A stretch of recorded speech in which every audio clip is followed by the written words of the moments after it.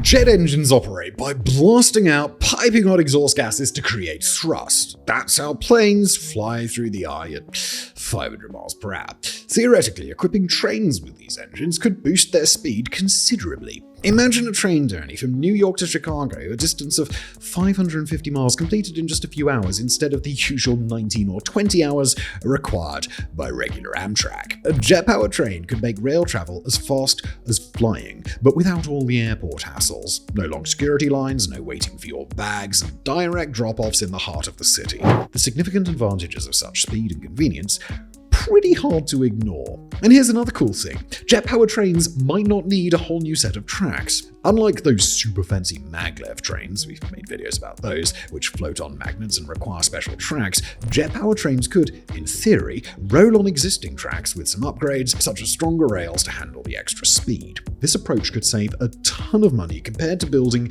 entirely new systems like maglev or hyperloop. Plus, to put it simply, jet engines are pretty awesome. They're compact, they're powerful, they don't require all the wires or elaborate setups that electric trains do. There's no overhead cables, no third rails, just a train with some serious muscle and, therefore, an awful lot of oomph. They also pack a major punch for their size, meaning they can accelerate quickly and maintain high speeds, even in challenging environments like deserts or freezing cold areas where conventional train systems can be a maintenance headache. Essentially, jet-powered trains have a futuristic appeal and a wow factor that most other trains simply lack. Building them feels like reliving the space race all over again. Countries and companies are eager to showcase the next big innovation to outdo one another, and anyone bold enough to make a jet-powered train work would ultimately earn some serious bragging rights over their rivals. Just before we continue with the video today, big thank you to our fantastic sponsor, Squarespace. Squarespace is the platform that will get you to stop procrastinating on that fantastic idea for a business or a website that you've got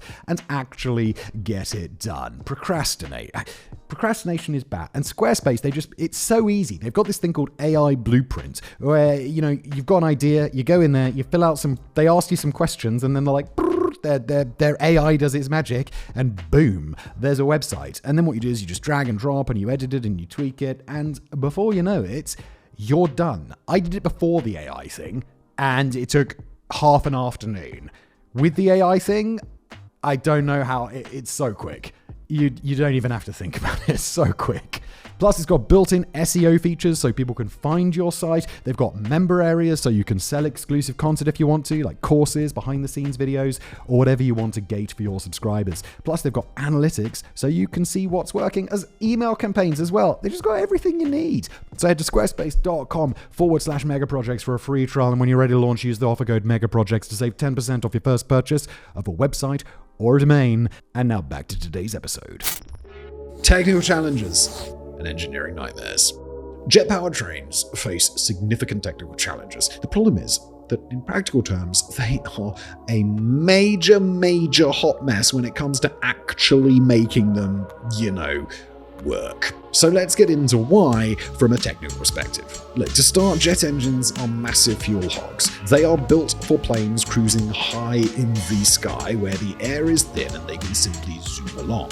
Trains, on the other hand, they're on the ground, and they contend with much denser air and the resistance of tracks. Additionally, trains must frequently stop and start, dealing with stations, signals, and track switches. Jet engines, they're not designed for idling. They burn vast amounts of fuel even when not in active use. Therefore, for a train that stops every few miles, such as those on commuter routes, using a jet engine is like using a flamethrower to toast some bread, is an approach that is both overkill and irresponsibly wasteful. But we won't blame you, it sounds fun. And then there's the track problem.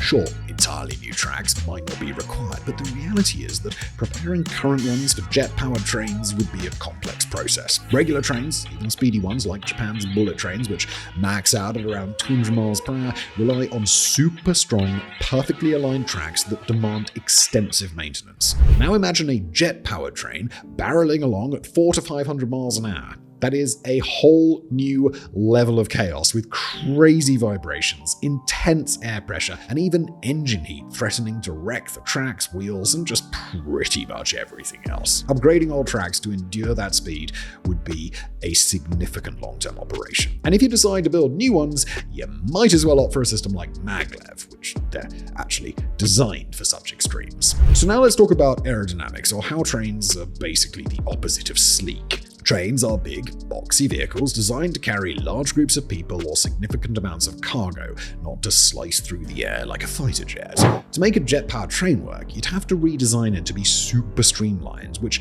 might mean sacrificing space for passengers or goods, and even if you manage that, a train moving at such speeds could produce sonic booms or extremely loud shockwaves. The resulting noise would be substantial, comparable to living next to a rock festival 24 hours a day. It could even damage nearby buildings. Is not exactly neighbor-friendly. Finally, jet engines get really hot. Without significant and expensive precautions, that exhaust could fry the tracks, burn nearby plant life, or even damage the train itself. State-of-the-art cooling systems would need to be installed, which would make the train heavier and far less efficient, and that would kind of defeat the whole point. Plus, you'd have to add a ton of safety gear to protect workers and anything near the tracks, and that ain't cheap. It's clear, therefore, that jet-powered trains, despite their appeal, face serious technical challenges. The inconvenient truth is that rather than being a plausible, real-world possibility, they're more like a trendy-sounding pipe dream for overambitious engineers. Sorry. Economic barriers. Cost outweighs the benefit. The economic challenges of jet-powered trains also substantial, to say the least. Honestly, your wallet would take less of a hit if you just decided to buy a whole bunch of private islands. First of all, jet engines consume fuel at an astonishing rate. We mentioned that. We're talking about kerosene-based jet fuel, the very same fuel used by airplanes, which costs considerably more than the diesel or electricity that powers most trains. For instance, a jet engine on a Boeing 737 burns through between 800 and 1,200 gallons of fuel per hour when cruising. A jet-powered train would face similar issues. Its fuel costs would be comparable to filling a swimming pool every few hundred miles. In contrast, electric trains run on inexpensive, eco-friendly power. Ultimately, jet trains would bleed money faster than you can say, choo-choo, coming through. And then there's the tracks. I touched on those earlier. Jet-powered trains would be so fast and intense that regular tracks, bridges, and tunnels just would not suffice. You'd need to beef them up massively, and that is not cheap. For context, the California High-Speed Rail project, which is for electric trains going 220 miles per hour, is already costing over $100 billion for one route. With a jet-powered system, you're looking at even more cash for super strong tracks and extra safety gear, with no guarantee that sufficient ridership would make it worthwhile. Such a system would be hideously, disproportionately expensive for limited use. And maintenance is another wallet buster. Jet engines require constant TLC far more than diesel or electric engines. They are high-tech, picky machines that don't tolerate dust, debris, or inclement weather, all challenges that trains routinely face. Moreover, the wear and tear from rapid zooming along tracks would further accelerate their deterioration. A team of super specialized mechanics would be necessary to keep them running, and workers with those skills, they're super specialized, so they ain't cheap. The key issue is that jet-powered trains don't really fit anywhere. High-speed electric trains, like the ones zipping around Europe and Asia, are already incredibly fast for trips up to 500 miles. Plus, they're far cheaper and greener. For longer trips, planes remain the faster and more practical option. Airports are already in place, and the whole flying system is well established. All things considered, jet trains, they're sort of stuck in a railway no-man's land. They're too pricey for short trips, and they're too slow for long ones, making them a highly impractical solution for either. Environmental and safety concerns. The environmental and safety concerns of jet-powered trains are huge problems. While they might sound like a blast, they're an absolute nightmare for the environment, and perhaps most importantly, they're super unsafe. First of all, jet engines pump out enormous quantities of greenhouse gases. We're talking several tons of CO2 for every hour they're running. By contrast, electric trains powered by clean energy sources like wind or solar produce minimal emissions. In a world where so many people are doing their best to go green and fight climate change, jet-powered trains are like showing up up to a recycling party in a fuel-guzzling monster truck full of plastic bags. They are completely environmentally unsustainable. And when it comes to noise, jet engines produce extreme levels, over 100 decibels. For reference, that would be like standing next to a 10-foot speaker or having an airplane roaring directly overhead. But this time, it's zooming right through your neighborhood. This level of noise would disrupt communities, driving people and animals insane. Building giant sound barriers or limiting where these trains could go would cost a fortune and just make them less practical. And then we get to the many safety issues, because jet-powered trains are basically a high-speed disaster waiting to happen.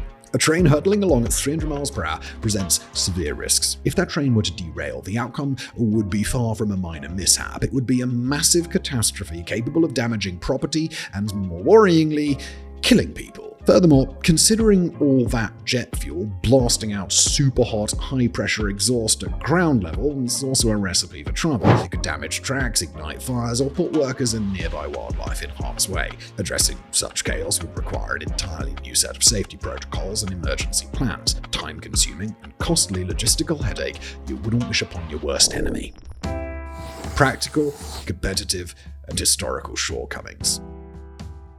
The operational and practical limitations of jet-powered trains dramatically undermine their theoretical advantages. Trains naturally stop at stations to pick up passengers. Imagine a morning commute with stops every few miles. In contrast, jet engines are designed to maintain non-stop, high-speed travel like a plane cruising from London to New York. If you force a jet-powered train to repeatedly stop and start, it's like expecting a race car to do a school run. It burns too much fuel and subjects the tracks to extreme stress, which they simply aren't built to handle, leading to significant inefficiencies. Even on ultra-long routes where you might imagine letting a jet train soar, pun intended, you'd still face challenges. Most rail networks are shared with slower trains, making it a logistical nightmare. Schedules would have to be juggled to avoid collisions or delays. This constraint prevents jet engines from operating at their full speed potential, undermining their effectiveness and completely defeating their primary purpose. Jet-powered trains often pale in comparison to many existing and emerging rail technologies, leaving them in the proverbial dust. With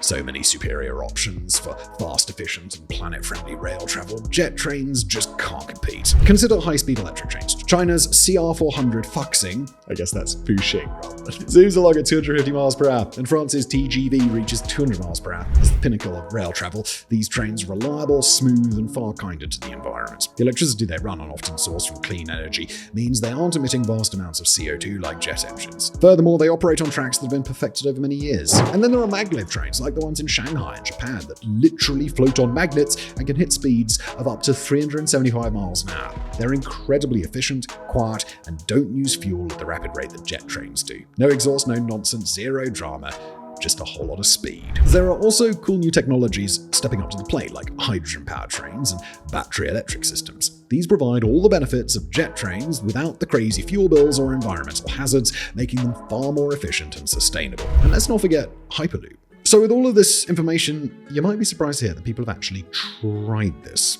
Real-world experiments with jet-powered trains accomplished little more than a perfect demonstration of their many flaws. Unsurprisingly, given all the challenges, even though these machines were impressive beasts, they ultimately crashed and burned spectacularly for all the reasons we've been talking about. First up, meet the M497 Black Beetle, the rock star of jet chain experiments from 1966. The New York Central Railroad took a standard railcar, attached a jet engine to it, and switched off its diesel engine to let the jet do the work. And this thing flew. I mean, not really, planes fly. This thing rolled at 183 miles per hour, setting a US rail speed record. However, it was deemed nothing more than a publicity stunt. The jet absolutely guzzled fuel. By 1984, they had removed the jet engine and scrapped the entire experiment. A nice idea, but obviously not going to work. Meanwhile, during the Cold War, the Soviet Union was not about to let the US steal the show. In 1970, they unveiled their own jet-powered beast, nicknamed the Speedy Wagon Laboratory. They took an ER-22 electric train, bolted on jet engines from a Yak-40 plane,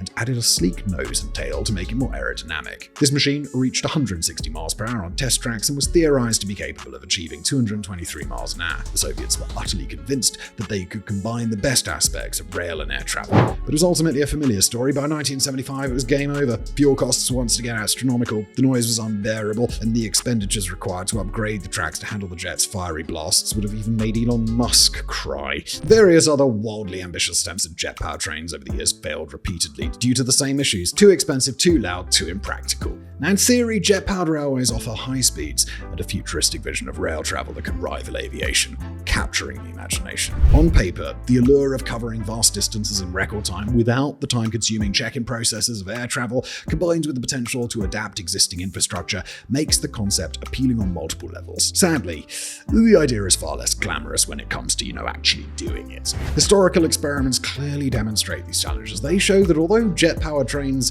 are technically possible, they're just not viable. Let's stick to the existing technologies that actually work. Thank you for watching.